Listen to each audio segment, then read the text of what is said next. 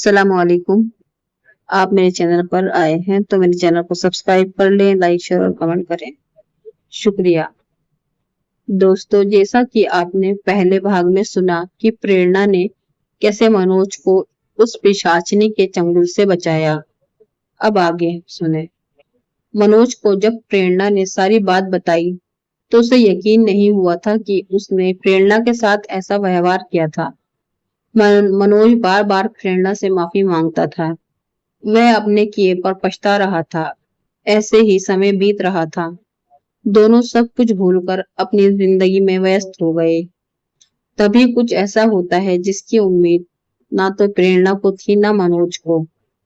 एक दिन प्रेरणा कपड़े धोने के लिए मनोज की जेब चेक कर रही थी। तभी उसे एक खत मिला। खत लाल स्याही से लिखा था।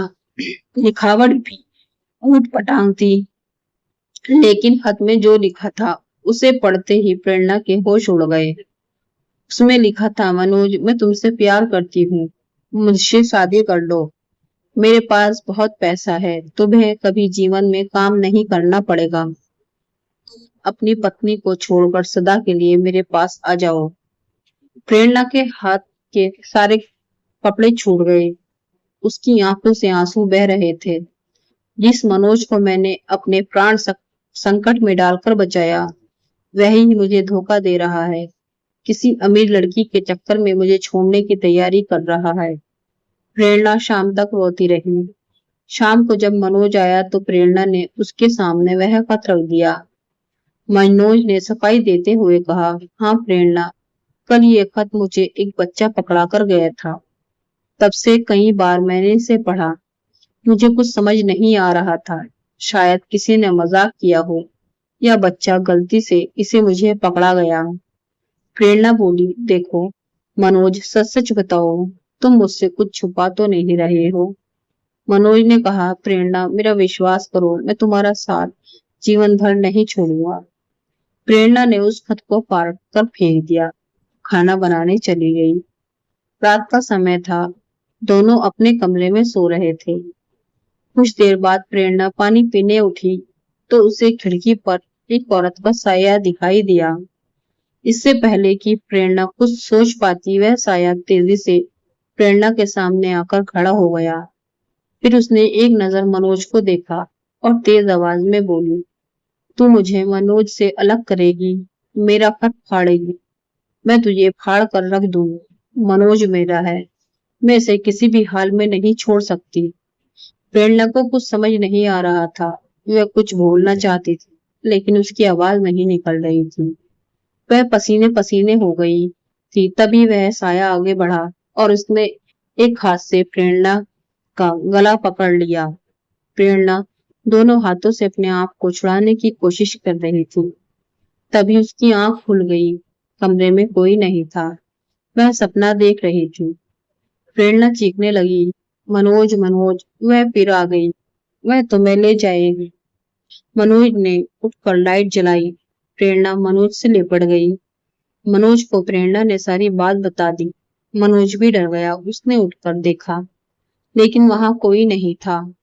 अगले दिन दोनों तांत्रिक के पास पहुंचे। उसने कहा, मैं जानता था वो इतनी आसानी से पीछा नहीं छोड़ेगी। मनोज बोला, बाबा, कोई तो रास्ता होगा। तांत्रिक बोला, रास्ता है, तेरी मौत। पिशाचनी तुझे मारकर पिशाच बनाना चाहती है, जिससे वह तेरे साथ रह सके। प्रेरणा ने तांत्रिक की ओर गुस्से से देखा। बाबा, आपके पास कोई रास्ता नहीं है तो बता दीजिए, हम कहीं और चले जाते हैं। मैं अपने पति को मरने के लिए नहीं छोड़ सकती। तांत्रिक उसी समय आग बंद करके बैठ गया। कुछ देर बाद बोला, तुझे केवल एक ही तरीके से बचाया जा सकता है, वह है उस पिशाचनी को धोखा देकर। मनोज बोला, लेकिन कैसे बाबा, कैसे धोखा देंगे उसे? तांत्रिक ने आगे कहना शुरू किया, तुझे यह दिखाना होगा कि तू भी उसके प्यार में पागल हो चुका है और अपनी पत्नी को छोड़ना चाहता है, लेकिन वह तुझे नहीं छोड़ रही है। ऐसे में वह प्रेरणा पर हमला करेगी। उसी समय हम उसे भस्म कर देंगे। प्रेरणा बोली, ठीक है बाबा जी, आप तैयारी कीजिए, मैं तैयार हूँ।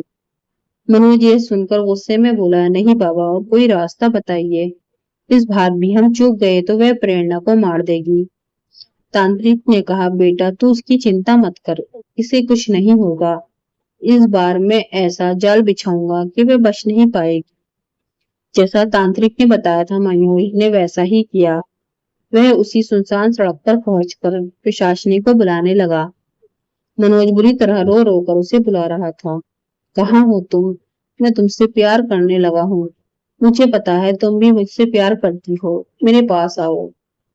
कुछ ही देर में तेज हवा चलने लगी और मनोज को एहसास हुआ कि उसके पीछे कोई खड़ा है।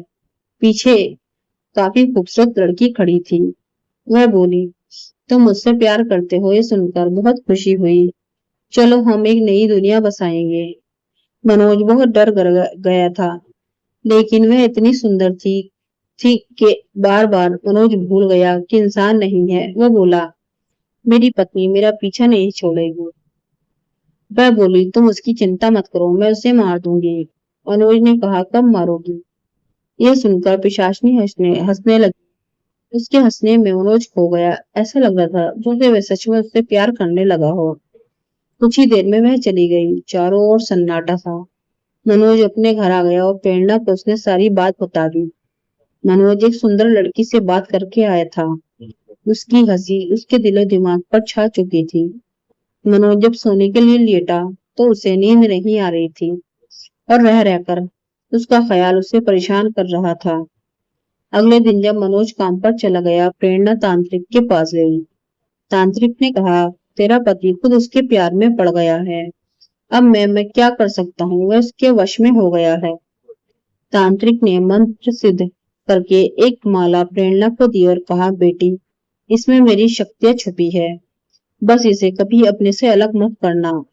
जब भी पिशाचिनी तुझ पर वार करेगी, खुद भस्म हो जाएगी। प्रेरणा ने घर आकर मनोज को सारी बात बताई, लेकिन मनोज ने इसे एकदम झुठला दिया। 2 दिन बाद वही हुआ जिसका डर था। प्रेरणा घर में अकेली थी। एक सुंदर सी लड़की उसके पास आई और मनोज को छोड़ने को कहने लगी। प्रेरणा समझ चुकी थी, ये वही पिशाचिनी है। प्रेरणा ने पिशाचिनी ने प्रेरणा पर वार करने के लिए जैसे ही हाथ उठाया, मनोज पीछे से आया और उसने इशारे से पिशाचिनी को मना कर दिया। फिर मनोज ने प्रेरणा की पीठ में चाकू से कई वार कर दिए। प्रेरणा घायल होकर वहीं गिर पड़ी। उसने देखा मनोज और पिशाचिनी दोनों ठहाके मारकर हंस रहे हैं। फ्रेंड्स, आपको ये कहानी पसंद आई है तो चैनल को सब्सक्राइब करें, लाइक शेयर और कमेंट करें। शुक्रिया। अल्लाह हाफिज।